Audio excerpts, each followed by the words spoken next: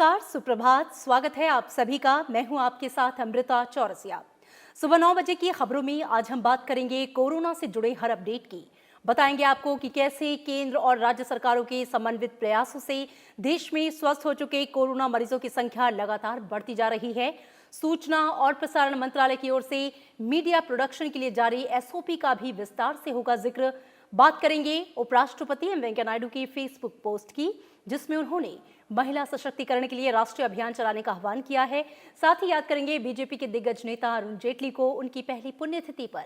इसके अलावा मौसम का हाल और देश दुनिया की तमाम बड़ी खबरें। आइए शुरुआत करते हैं खबरों के सिलसिले की।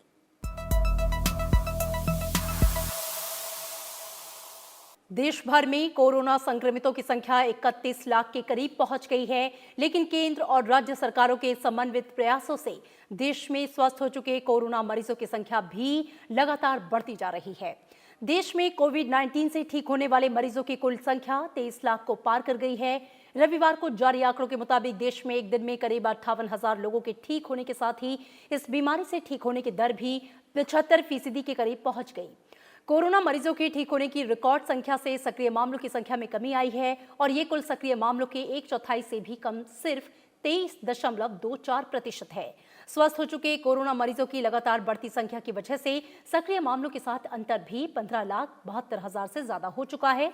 स्वास्थ्य कर्मियों के समर्पित प्रयासों से कोरोना मामलों में मृत्यु दर लगातार घट रही है और अब ये 1.86% रह गई है। कोरोना संक्रमितों की कुल संख्या के मामले में ब्राजील और अमेरिका के बाद भारत तीसरा सर्वाधिक पीड़ित देश बन गया है। एक नजर इन देशों में कोरोना मामलों की रफ्तार पर। रविवार को जारी आंकड़ों के मुताबिक देश भर में कोरोना संक्रमितों का कुल आंकड़ा 30 लाख को पार कर गया। भारत, ब्राजील और अमेरिका में कोरोना मामलों की रफ्तार पर नजर डालें तो भारत में शुरुआती 10 लाख केस होने में सबसे ज्यादा 138 दिन लगे थे, जबकि अमेरिका में शुरुआती 10 लाख मामले 98 दिन और ब्राजील में 114 दिन में सामने आए थे। 10 लाख से 20 लाख केस होने में भारत में 21 दिन का समय लगा, जबकि अमेरिका में 43 और ब्राजील में 27 दिन लगे। भारत में 20 लाख से 30 लाख केस होने में 16 दिन लगे, ब्राजील में 23 दिन, जबकि अमेरिका में 28 दिन लगे। राहत की बात यह है कि भारत वैश्विक स्तर पर सबसे कम मृत्यु दर वाले देशों में शामिल है और भारत में मौत का आंकड़ा इन दोनों देशों अमेरिका और ब्राजील से काफी कम है। 30 लाख के आंकड़े पर अमेरिका में मौत का आंकड़ा 1,30,000 से ज्यादा था। ब्राजील में इस स्तर पर 1 लाख से ज्यादा लोगों की मौत हो चुकी थी, जबकि भारत में 56,706 लोगों की जान गई थी। Bureau report, Rajya Sabha TV. Test, track और ट्रीट रणनीति के साथ कोरोना के खिलाफ लड़ाई में मजबूती से आगे बढ़ते हुए भारत जांच के मामले में रोजाना नई ऊंचाइयां छू रहा है। रविवार को जारी आंकड़ों के मुताबिक देश भर में अब तक 3.5 करोड़ से अधिक कोरोना नमूनों का परीक्षण किया गया है। बीते करीब एक हफ्ते में रोजाना 8 लाख से अधिक नमूनों का परीक्षण किया जा रहा है और 21 अगस्त को भारत ने एक दिन में रिकॉर्ड 10 लाख से अधिक कोविड जांच का आंकड़ा पार कर लिया। दैनिक परीक्षण में वृद्धि की वजह से औसत दैनिक पॉजिटिविटी दर में कमी आई है। साथ ही प्रति 10 लाख आबादी पर परीक्षण की संख्या बढ़कर 25,574 पहुंच गई। इस उपलब्धि का कारण देश भर में परीक्षण प्रयोगशालाओं का विस्तार और परीक्षण सुविधाओं में लगातार बढ़ोतरी है। जनवरी 2020 में सिर्फ एक प्रयोगशाला से आज देश में सरकारी क्षेत्र की 983 और निजी क्षेत्र की 532 प्रयोगशालाओं समेत कुल 1,515 प्रयोगशालाएं कोरोना नमूनों की जांच का काम कर रही हैं। और अब बात करते हैं मीडिया और फिल्म प्रोडक्शन इंडस्ट्री के लिए राहत भरी खबर से। सूचना और प्रसारण मंत्रालय ने मीडिया प्रोडक्शन के लिए एसओपी जारी कर दी है। केंद्रीय सूचना और प्रसारण मंत्री प्रकाश जावड़ेकर ने बताया कि गृह मंत्रालय और स्वास्थ्य मंत्रालय के परामर्श के बाद फिल्म और टेलीविजन उद्योग के लिए मानक संचालन प्रक्रिया जारी की गई। लाइट, कैमरा और एक्शन थम गया था, अब ये एक्शन फिर से शुरू हो सकेगा। पिछले कई महीनों से कोरोना महामारी के कारण थम चुकी फिल्म प्रोडक्शन इंडस्ट्री फिर से अपना कामकाज कर सकेगी। केंद्रीय सूचना और प्रसारण मंत्रालय ने इसके लिए गाइडलाइंस जारी कर दी है। मंत्रालय ने मीडिया जगत में काम फिर से शुरू करने के लिए जो एसओपी जारी की है, जिसका मकसद उद्योग में कलाकारों और कर्मचारियों के लिए एक सुरक्षित कार्य वातावरण बनाने में मदद करेगा। ये एसओपी स्वास्थ्य एवं परिवार कल्याण मंत्रालय और गृह मंत्रालय से सलाह मशवरा करने के बाद जारी की गई।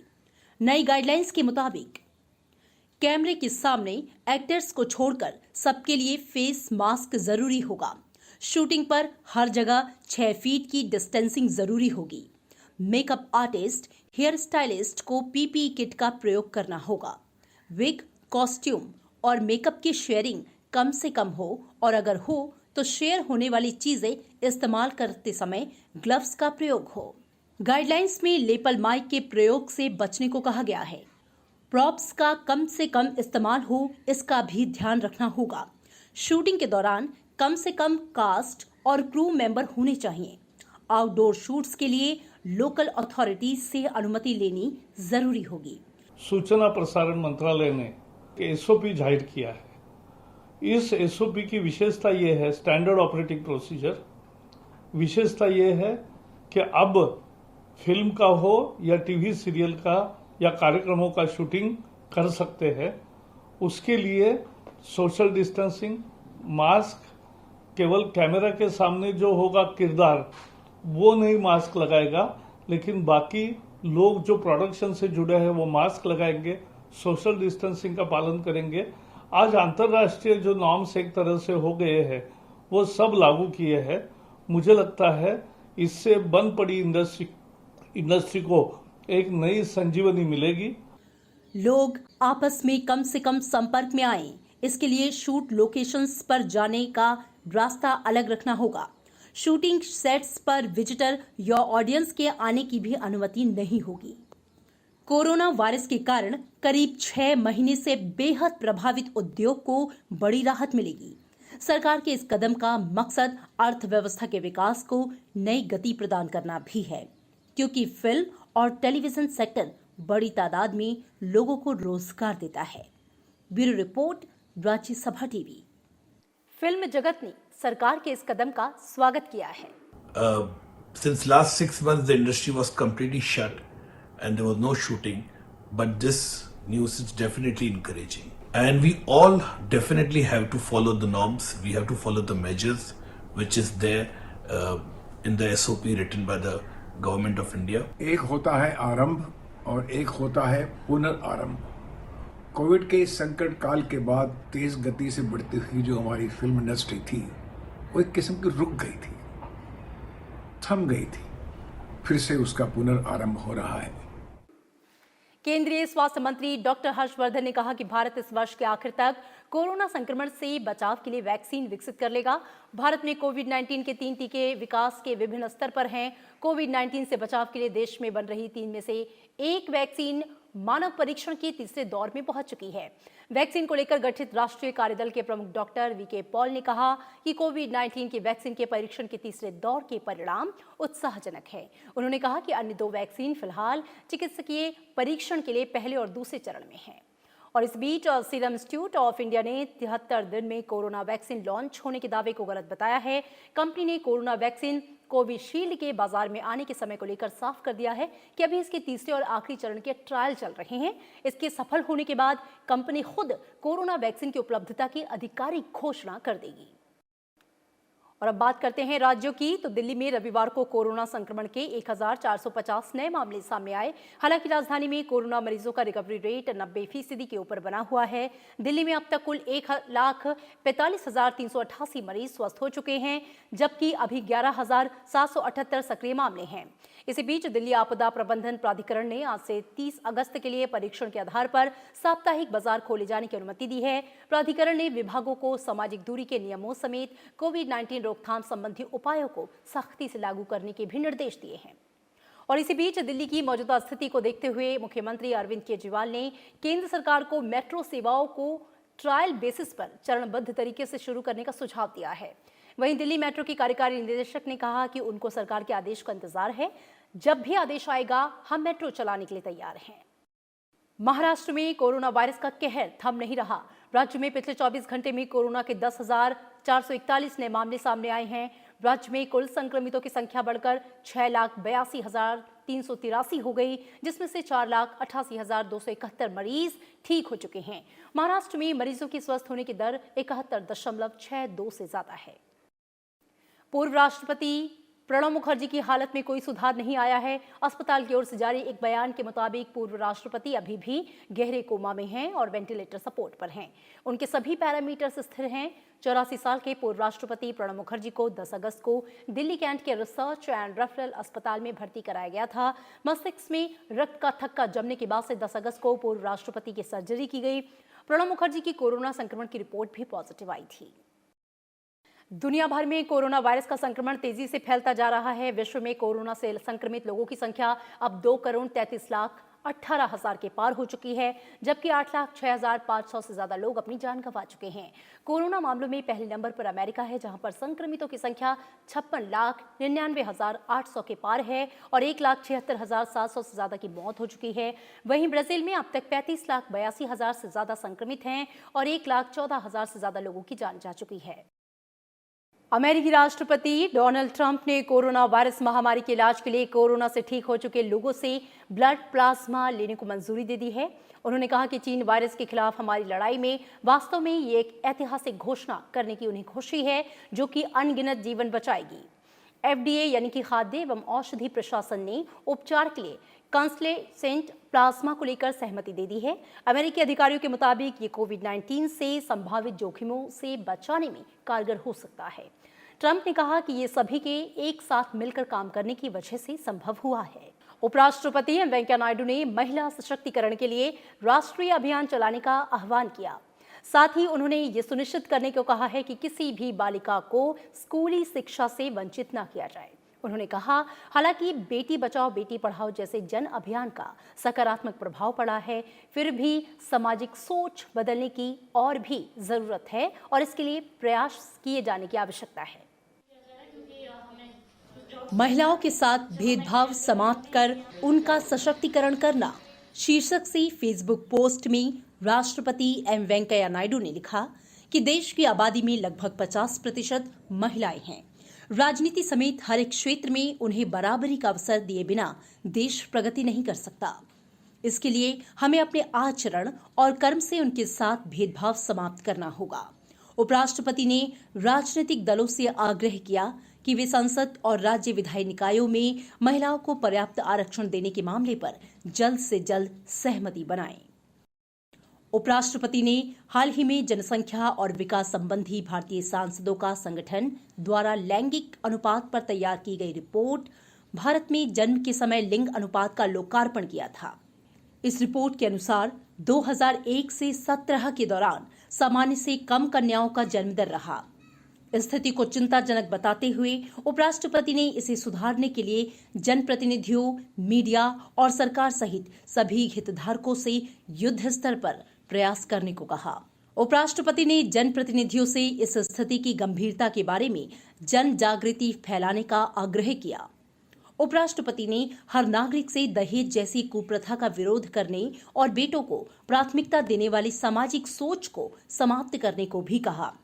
भ्रूण परीक्षण कानून को कड़ाई से लागू करने पर बल देते हुए उपराष्ट्रपति ने कहा कि महिलाओं और कन्याओं के प्रति किसी भी प्रकार का कोई भी भेदभाव स्वीकार्य नहीं होना चाहिए। नए भारत के मार्ग में आने वाली गरीबी, अशिक्षा और अन्य सामाजिक कुरीतियों के खिलाफ नागरिकों की साझे प्रयास का आह्वान करते हुए उपराष्ट्रपति ने लिखा कि हर नागरिक को, विशेषकर युवाओं को, एक ऐसे समृद्ध और खुशहाल भारत के निर्माण में आगे बढ़कर योगदान देना चाहिए जहां पर कोई भेदभाव न हो। Bureau report, Rajya Sabha TV.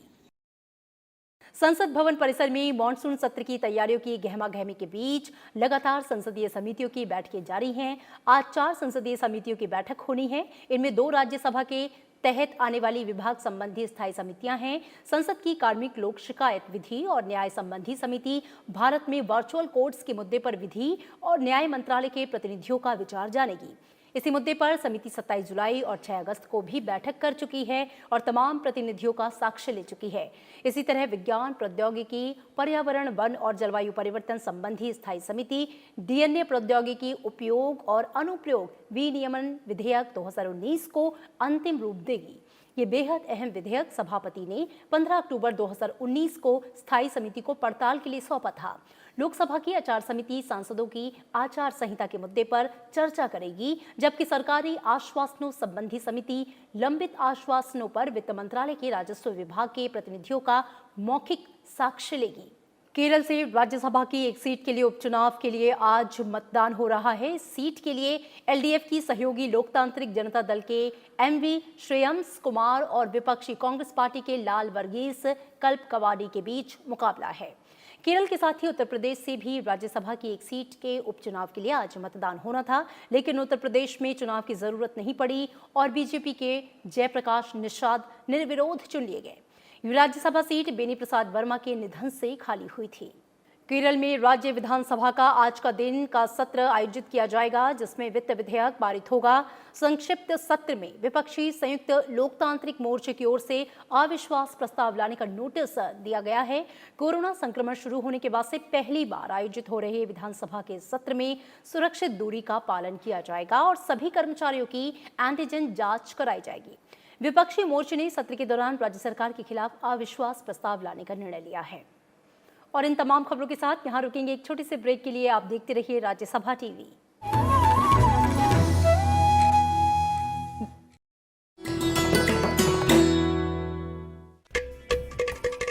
घटम प्राचीन दक्षिण भारतीय ताल वाद्य जब बजता है तो सृष्टि के 5 तत्वों धरा, जल, वायु, अग्नि और आकाश के स्वर को इसकी धुन में किया जा सकता है महसूस।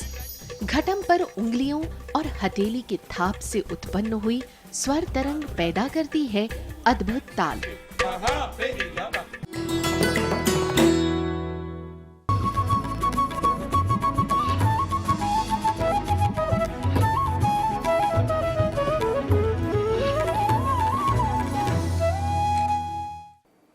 ब्रेक के बाद स्वागत है आप सभी का। आप देख रहे हैं राज्यसभा टीवी। खबरों में बढ़ेंगे आगे। बीजेपी बिहार का आगामी विधानसभा चुनाव मुख्यमंत्री नीतीश कुमार के नेतृत्व में लड़ा जाएगा। इस बात की घोषणा बीजेपी अध्यक्ष जेपी नड्डा ने की। उन्होंने कहा कि बीजेपी, जेडीयू और एलजेपी का गठबंधन मिलकर चुनाव लड़ेगा। बिहार विधानसभा चुनाव को लेकर बीजेपी ने कमर कस ली है। पार्टी अध्यक्ष जेपी नड्डा ने रविवार को वीडियो कॉन्फ्रेंसिंग के जरिए बिहारी कार्यकारिणी को संबोधित करते हुए कहा कि उनकी पार्टी इस साल होने वाले विधानसभा चुनाव मुख्यमंत्री नीतीश कुमार की अगुवाई में लड़ेगी। राज्य में बीजेपी, जेडीयू और लोजपा का गठबंधन बरकरार है और तीनों दल मिलकर चुनाव लड़ेंगे। इस बार भी हम सब लोग मिलकर के भारतीय जनता पार्टी, जनता दल यूनाइटेड और इसके साथ साथ लोक जनशक्ति पार्टी सब मिलकर के चुनाव लड़ेंगे और यशस्वी होंगे।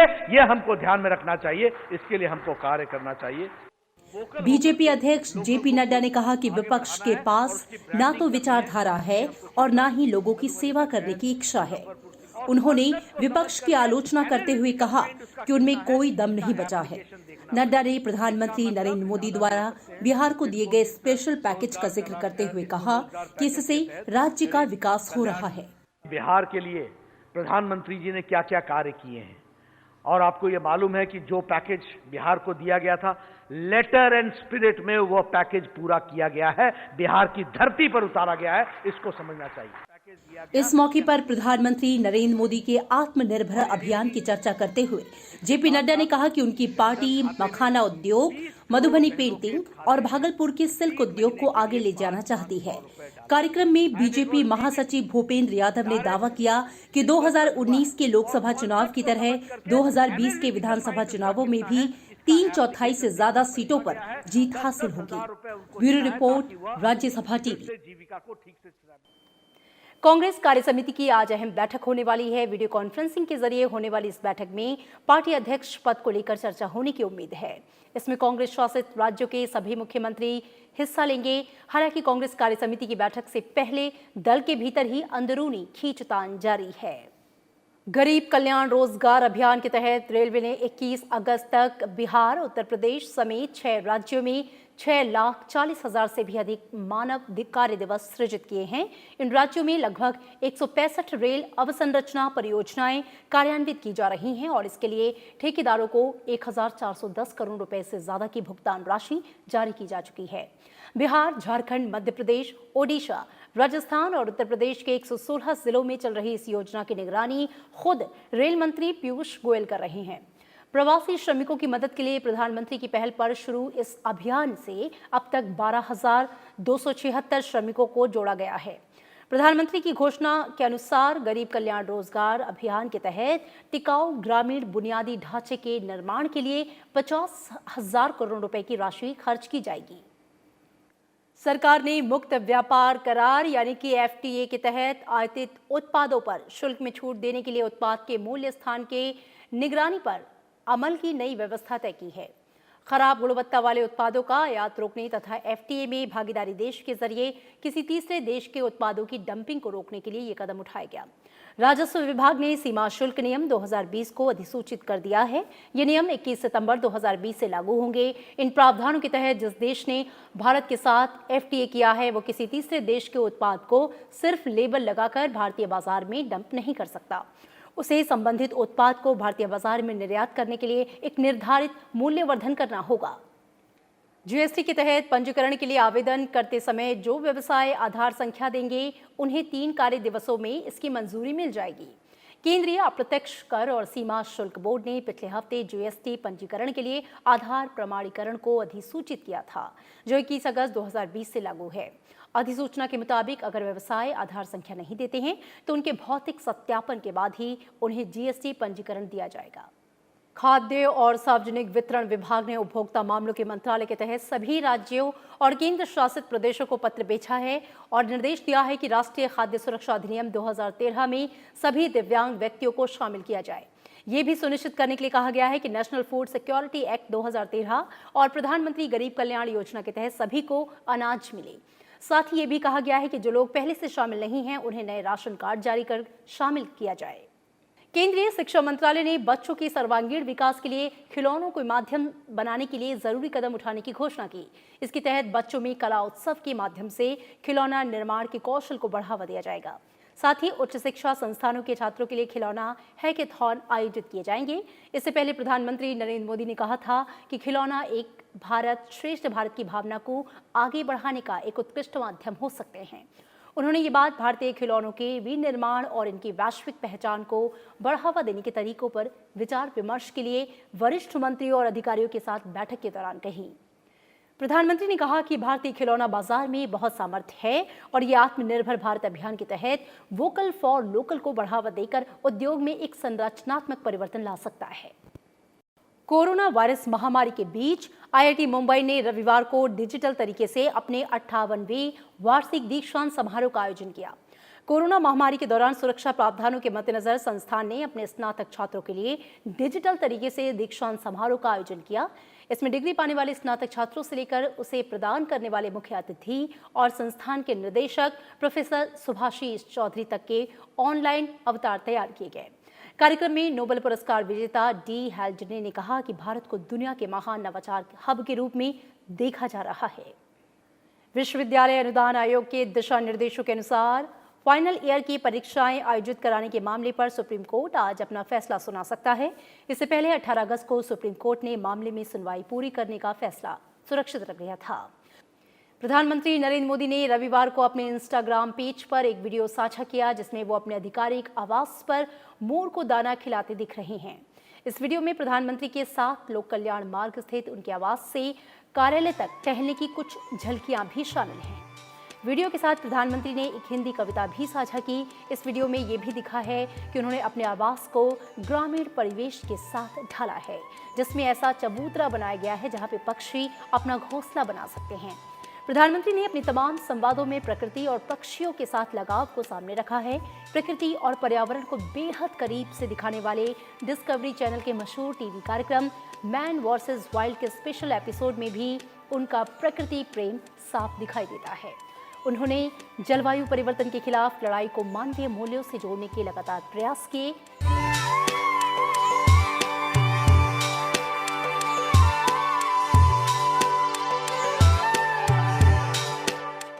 देश पूर्व वित्त मंत्री और वरिष्ठ बीजेपी नेता अरुण जेटली की आज पहली पुण्यतिथि मना रहा है। पिछले साल आज ही के दिन एम्स में लंबी बीमारी के बाद उनका निधन हो गया। जीएसटी को लागू करने में अरुण जेटली की महत्वपूर्ण भूमिका मानी जाती है। देश आज उनके योगदान को याद कर रहा है। इस मौके पर प्रधानमंत्री समेत कई केंद्रीय मंत्रियों और नेताओं ने उन्हें श्रद्धांजलि अर्पित की। प्रधानमंत्री नरेंद्र मोदी ने अरुण जेटली को श्रद्धांजलि देते हुए कहा कि पिछले साल देश ने अरुण जेटली जी को खो दिया। मुझे अपने दोस्त की बहुत याद आती है। अरुण जी ने लगन से भारत की सेवा की। प्रधानमंत्री ने उनके व्यक्तित्व की भी सराहना की। गृह मंत्री अमित शाह ने अरुण जेटली को याद करते हुए कहा कि वो एक उत्कृष्ट राजनीतिज्ञ, निपुण वक्ता और एक महान इंसान थे। वो बहुआयामी और मित्रों के मित्र थे जो हमेशा अपनी विशाल विरासत, परिवर्तनकारी दृष्टि और देशभक्ति के लिए याद किए जाएंगे। कुशल रणनीति, बड़ी जिम्मेदारियां और अहम किरदार। अरुण जेटली ने अपने राजनीतिक जीवन में ऐसे कई अहम मुकाम हासिल किए। देश की राजनीति में अरुण जेटली का जो योगदान रहा उसे कभी भुलाया नहीं जा सकेगा। आइए एक नजर डालते हैं अरुण जेटली के सियासी सफरनामे पर। अरुण जेटली का पूरा नाम अरुण महाराज किशन जेटली था। अरुण जेटली का जन्म 28 दिसंबर 1952 को दिल्ली में हुआ। उनके पिता महाराजा किशन जेटली एक जाने माने वकील थे। उनकी मां का नाम रतन प्रभा जेटली था। स्कूली शिक्षा दिल्ली के सेंट जेवियर स्कूल से करने के बाद उन्होंने 1973 में दिल्ली के Shri Ram college of commerce से बीकॉम किया। इसके बाद उन्होंने साल 1977 में दिल्ली विश्वविद्यालय से लॉ की डिग्री हासिल की। इसी बीच साल 1974 में वो दिल्ली विश्वविद्यालय छात्र संघ के अध्यक्ष चुने गए। साल 1973 में लोकनायक जयप्रकाश नारायण ने जब भ्रष्टाचार समेत देश के कई तत्कालीन मुद्दों को लेकर संपूर्ण क्रांति आंदोलन शुरू किया तो अरुण जेटली ने भी इस आंदोलन में बढ़ चढ़कर हिस्सा लिया। साल 1975-77 के दौरान, आपातकाल के दौरान वो इंदिरा गांधी सरकार के खिलाफ आंदोलन में सक्रिय रहे और इस दौरान उन्हें 19 महीने जेल में रहना पड़ा। जेल से वापसी के बाद अरुण जेटली जनसंघ के सदस्य बने और साल 1977 में लोकतांत्रिक युवा मोर्चा के संयोजक बने। दिल्ली विश्वविद्यालय से लॉ की पढ़ाई पूरी करने के बाद अरुण जेटली ने वकालत को अपनाया। 1977 में एलएलबी करने के बाद अरुण जेटली देश के कई उच्च न्यायालयों और सुप्रीम कोर्ट में वकालत करने लगे। साल 1989 में वो देश के एडिशनल सॉलिसिटर जनरल बने और जनवरी 1990 में वो दिल्ली हाई कोर्ट के नामित वरिष्ठ अधिवक्ता बने। अतिरिक्त सॉलिसिटर जनरल रहते हुए उन्होंने बोफोर्स घोटाले की जांच की तफसील तैयार की थी। 1998 में नशीले पदार्थों की तस्करी पर रोक लगाने के लिए अंतर्राष्ट्रीय कानून को अधिनियमित करने के उद्देश्य से आयोजित संयुक्त राष्ट्र संघ सम्मेलन में वे भारत सरकार के प्रतिनिधि के तौर पर शामिल रहे। 1977 में अरुण जेटली अखिल भारतीय विद्यार्थी परिषद के सचिव और 1980 में अध्यक्ष बने। 1991 में बीजेपी के राष्ट्रीय कार्यकारिणी के सदस्य बने और जुलाई 2002 को उन्हें बीजेपी का जनरल सेक्रेटरी नियुक्त किया गया। साल 1999 में बीजेपी के नेतृत्व वाली एनडीए गठबंधन की अटल बिहारी वाजपेयी सरकार के सत्ता में आने पर अक्टूबर 1999 में अरुण जेटली को सूचना और प्रसारण राज्य मंत्री स्वतंत्र प्रभार बनाया गया। इसके अलावा उन्हें विनिवेश राज्य मंत्री स्वतंत्र प्रभार भी नियुक्त किया गया। इसके बाद जेटली 2000 में कानून, न्याय और कंपनी मामलों के केंद्रीय मंत्री बने। नवंबर 2000 में उन्हें कानून, न्याय और कंपनी मामलों के अलावा जहाजरानी मंत्री बनाया गया। जनवरी 2003 में केंद्रीय मंत्रिमंडल में उन्हें वाणिज्य, उद्योग, कानून और न्याय मंत्री बनाया गया। मई 2004 में एनडीए की हार के बाद जेटली पार्टी के महासचिव बने। अरुण जेटली को 3 जून 2009 को राज्यसभा में विपक्ष का नेता चुना गया।